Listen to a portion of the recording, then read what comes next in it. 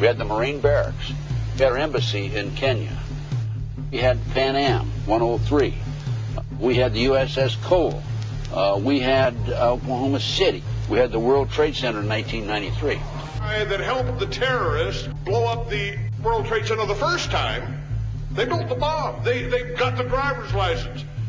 The informant, the FBI informant, a fellow named Salam, a 43-year-old former Egyptian army officer, he was given the assignment to put the bomb together. And he went to his supervisor, his FBI supervisor, and said, we're going to put a dummy bomb in here, right? And the FBI supervisor said, no, we're going to put a real bomb. The FBI actually carried out the attack on the World Trade Center in 1993. They actually hired Ahmad Salam and paid him $1 million and gave him real explosives, a detonator, and told him to build a bomb and to give it to the foolish people that he was controlling to allow them to attack the World Trade Center complex. Unfortunately for them, there were only 6 people killed, not enough to pass the legislation. So what happened is 2 years later, April 19, 1995, down comes Oklahoma City Murrah building, 168 people killed. 1 year later, the anti-terrorism legislation that takes away many of our constitutional rights and civil liberties is passed.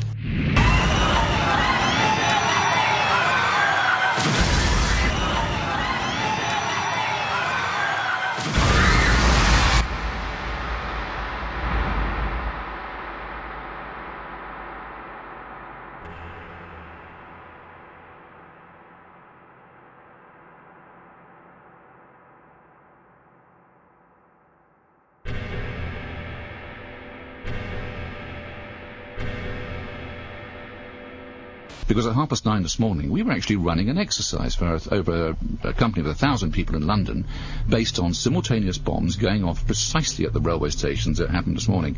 So I still have the hairs on the back of my neck standing upright. To get this quite straight, you were running an exercise to see how you would cope with this, and it happened while you were running the exercise? Precisely.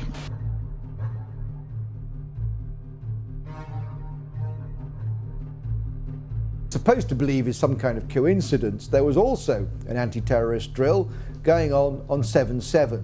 And again, just like 9/11, they were talking about attacks on the same targets, the same kind of tube stations, and exactly the same time as the actual attack happened, providing some kind of cover for what must be operations orchestrated in some way by the state.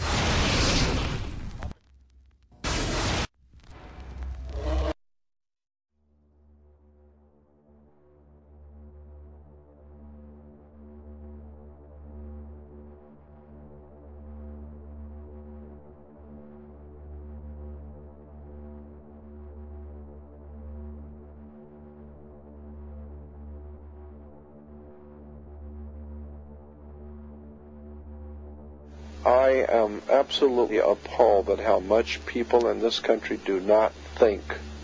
We are given to understand that, that an Arabic guy out there up in the mountains financed the most elaborate attack on this country. Do you think some people in a cave, were able to have NORAD stand down? Do you think that people in a cave were able to have all of this happen? And when I think about how many Americans were killed in New York City, and believing as I do that this thing was a setup job, this is a textbook operation that Nazis used, and they've used it over and over again. America has been suckered in one more time. I don't have to tell you things are bad. Everybody knows things are bad. The dollar buys a nickel's worth. Banks are going bust. Shopkeepers keep a gun under the counter. Punks are running wild in the street, and there's nobody anywhere who seems to know what to do, and there's no end to it.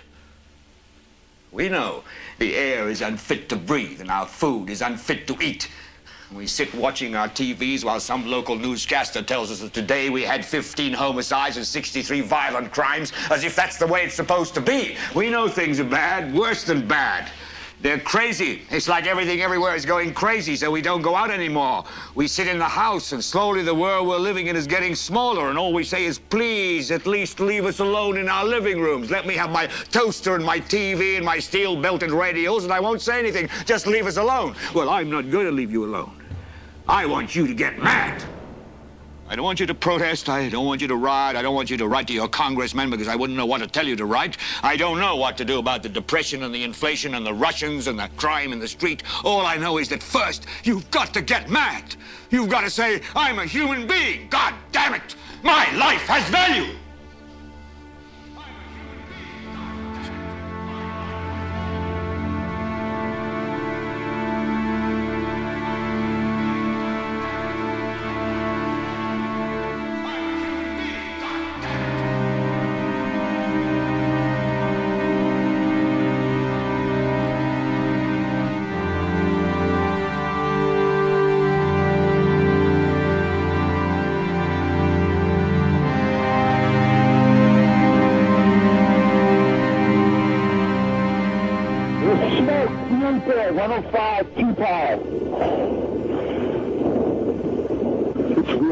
It's black, it's iron. My wife thinks I'm all right. I called her and said I was leaving the building. I was fine, and I'm banged.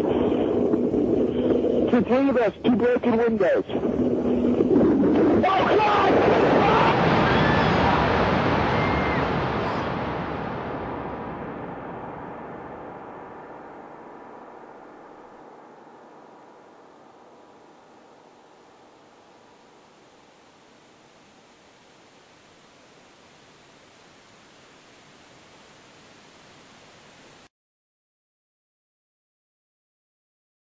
Ladies and gentlemen, the very word secrecy is repugnant in a free and open society, and we are, as a people, inherently and historically opposed to secret societies, to secret oaths, and to secret proceedings. For we are opposed around the world by a monolithic and ruthless conspiracy that relies primarily on covert means for expanding its sphere of influence, on infiltration instead of invasion, on subversion instead of elections, on intimidation instead of free choice. It is a system which has conscripted vast human and material resources into the building of a tightly knit, highly efficient machine that combines military, diplomatic, intelligence, economic, scientific, and political operations. Its preparations are concealed, not published. Its mistakes are buried, not headlined. Its dissenters are silenced, not praised.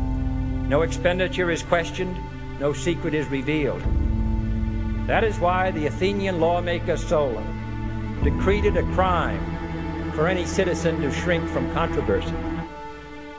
I am asking your help in the tremendous task of informing and alerting the American people, confident that with your help, man will be what he was born to be, free and independent.